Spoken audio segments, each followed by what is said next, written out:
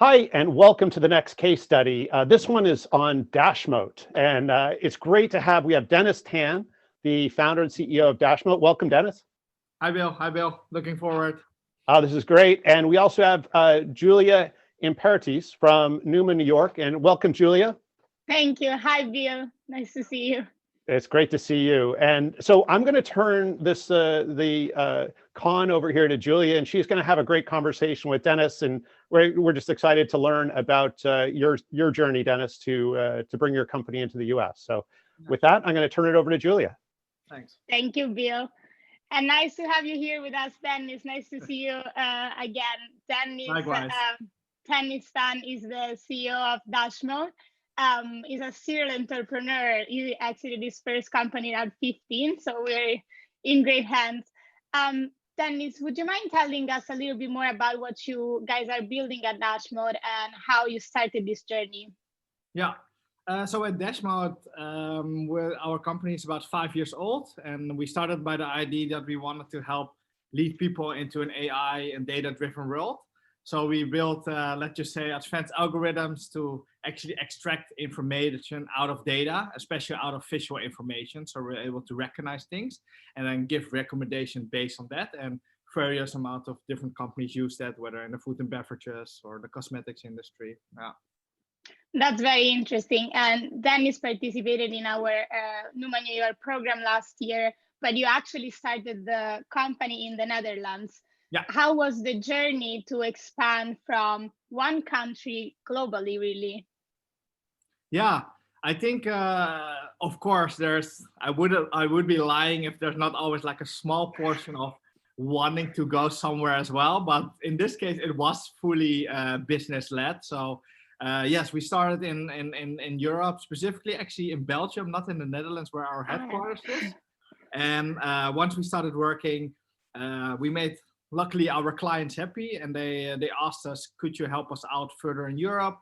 The next step for them would be to see like, hey, could you help us out also in the US? And we looked at the opportunities, and we knew that specifically speaking for our type of service, our type of product, the US is a good market. So we figured we tried it out. So actually with the clients, we moved to the US, specifically speaking. And yeah, then we happily participated in your program. Let's call it like this. Yeah. And well, one thing that we see at Numa in general, but like with all the startups really, and that you really got right, is timing. So Yeah. When do you think is a good indicator for a founder to know that is the right time to move into another country, and especially in the US?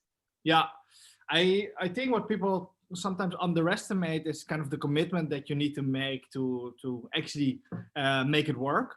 It's not as easy as just going abroad and finding somebody, handing over the keys to that specific part of the world and see it magically fit out.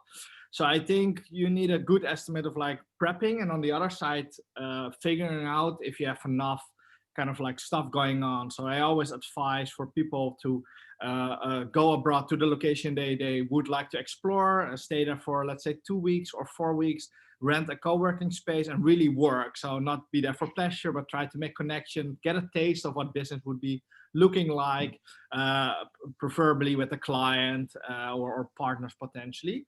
So I think that would be very useful as kind of like a start. In terms of timing, yes, with the exception maybe of this timing, generally there is no perfect timing. So I think it's like feeling that there's a good sense and that there's enough kind of headspace to be doing it, right? So I wouldn't advise it if your company is not really strong enough back home, let's say in the home base, and you cannot afford a founder to be gone, or you have to completely relocate. So I would say it's somewhere around the time where you feel like, okay, it's proven back home, and we have the capacity and the resources to invest in the longer time, making sure we can make a move into another country. Yeah, that makes sense. And one of the things that I think you really got right, at least from our experience, is this consistency in following up. So having your team here and being all together was really one, and working together also after the program to follow up on those leads. Because very often what we've noticed at Numa is that if you're not serious about US expansion, if you're not ready to be here and follow up on the leads, it takes time, right? To to then bring on board leads or potentially open an office and build a team.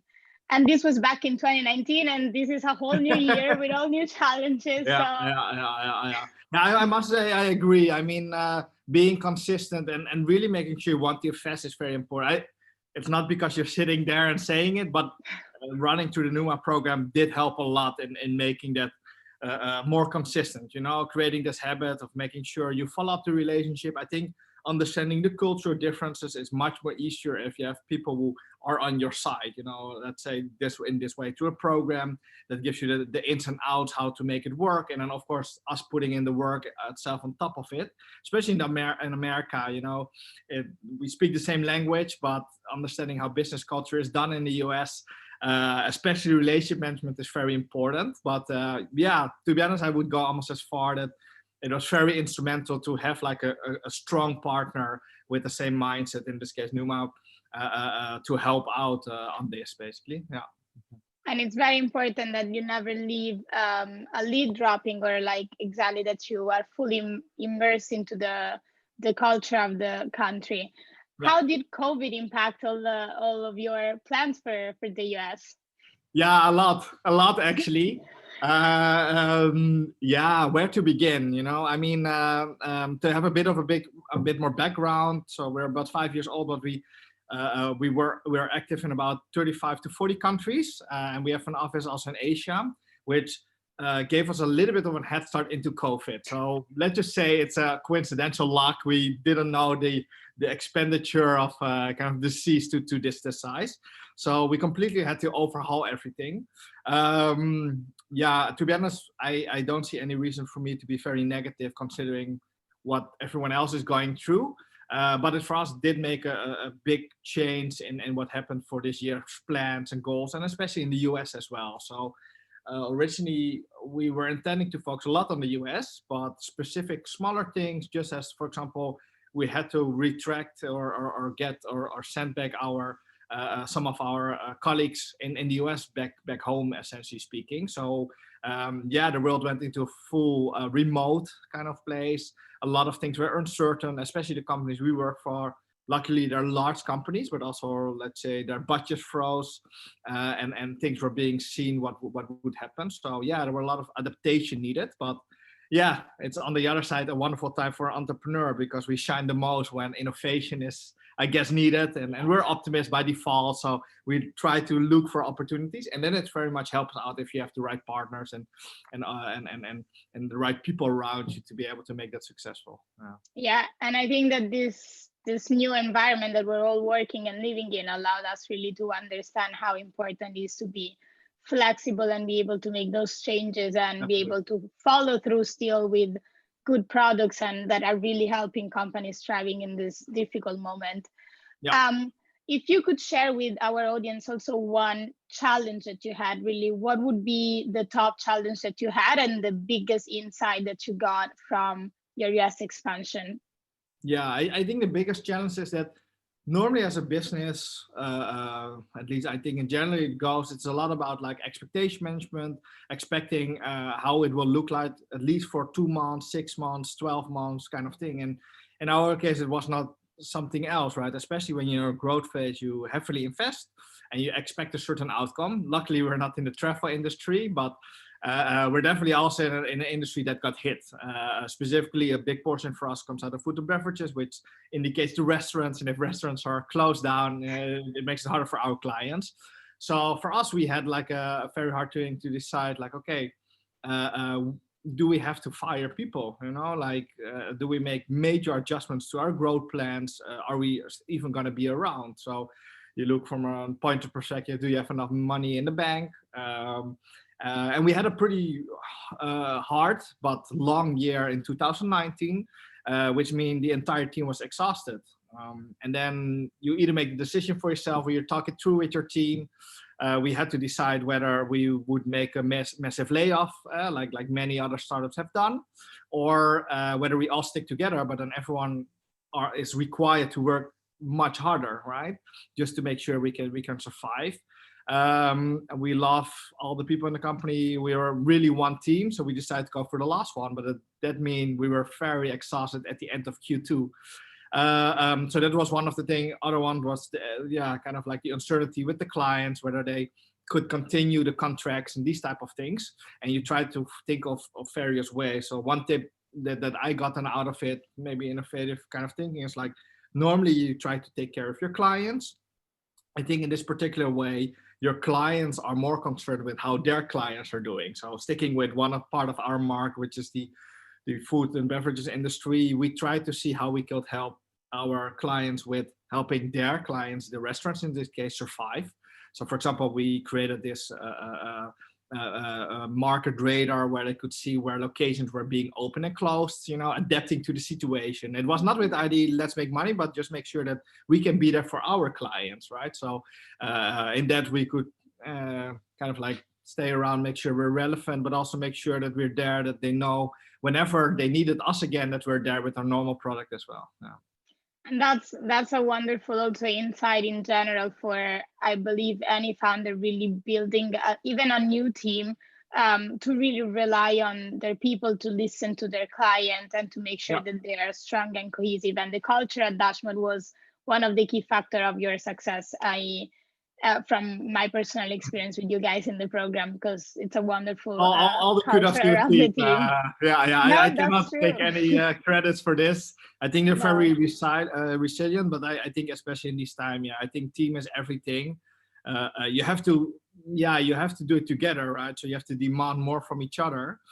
So we had like weekly check-ins, seeing how everyone was doing. We had to adapt completely to social activities online, and now we're going back into this kind of situation. Maybe I can grab some stuff. I'm not sure it's appropriate. We in Europe we have Oktoberfest, so last Friday we did digital beer drinking, and everyone got this one sent home. That's so cool. And next week, of course, it's not a European thing, but an American thing. We have Halloween. So everyone got sent a pumpkin and a kit to carve it out. So we're gonna do digital carving of the pumpkin. So you're trying to make sure, that besides the hard working, which we have to do, unfortunately, in this situation, comes along with, still having fun. The morale. Yeah. Exactly. And keeping up the morale is key, is really a key indicator. And I believe that like even last year when you moved and I started approaching the US market, is even more challenging having half of the team, and in your case in more than three different geographies. Keeping up the morale is one of the key elements, I'm sure, of making sure that the new market is also successful and that the same culture is kept outside of the headquarters, also in the other office locations. 100%. And you were champions on this aspect. You are champions. And one question that I have is, what do you think is the best practice that you would share? That's the most important one in your opinion. For international expansion, I'm not sure if everyone has this luxury, but if you have an indication at all that you might want to expand in the future, whether it's in 2 years or even on a shorter term, I at least I'm personally very strongly believe that having boots on the ground is very important.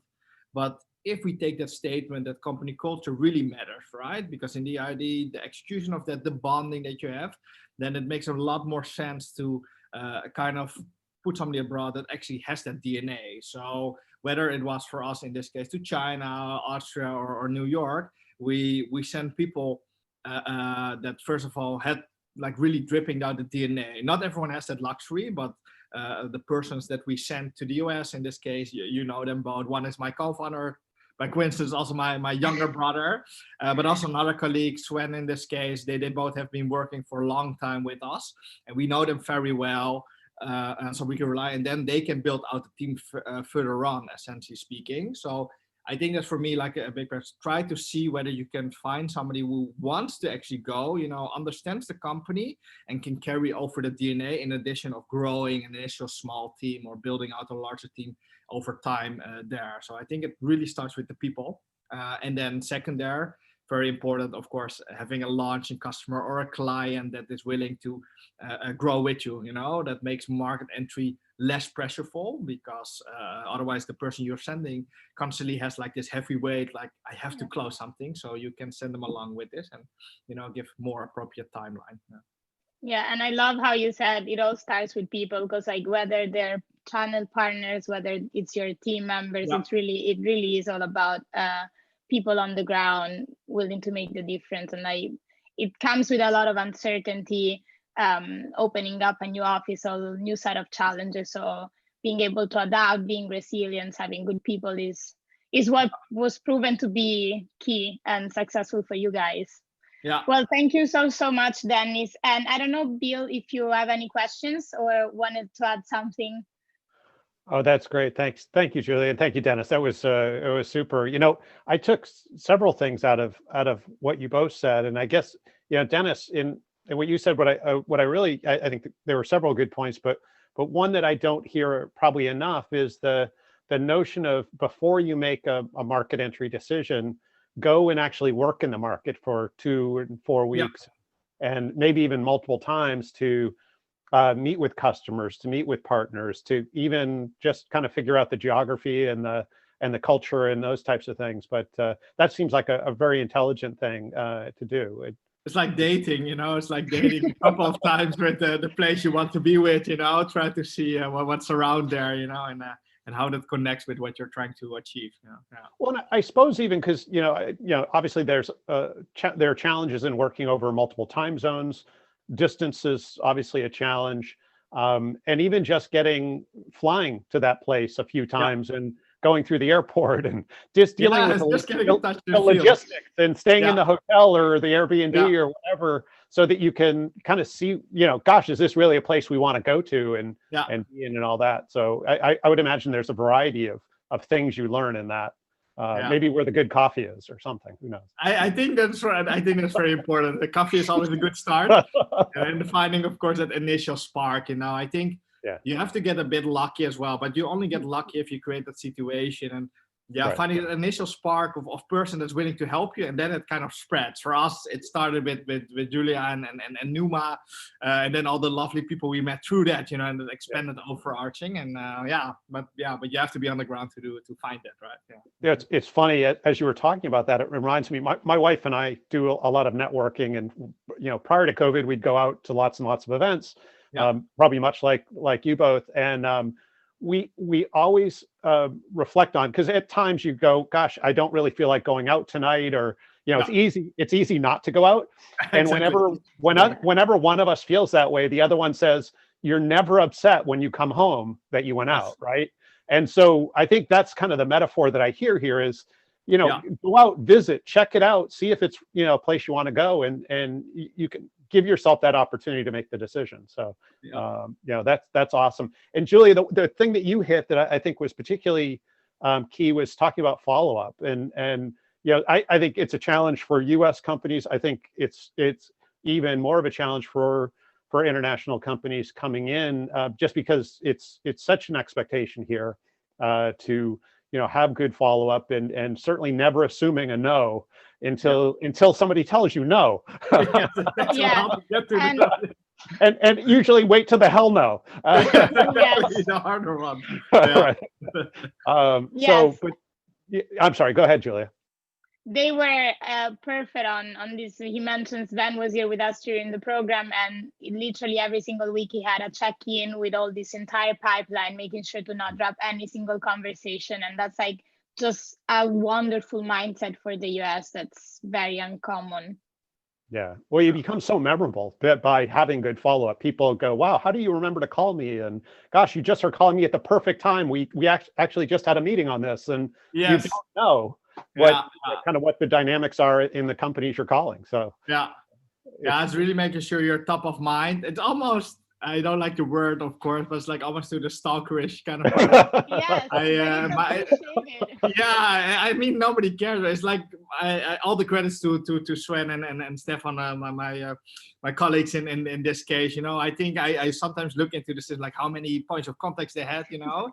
And we recently had a new US client, and I looked at it, I think there were like 87 points of times, you know, between contacts. And I was like, okay, that's a lot, but they're really happy with it, you know, so we made them happy. So somehow it works. And follow up is very important indeed. Yeah. Oh, that's so cool. Well, good. I'm going to say thank you both again. This was super. So many great points, and I know our audience will get a lot out of it. So thank you again. Thank you so Likewise. much. Thanks so much. Bye. Bye.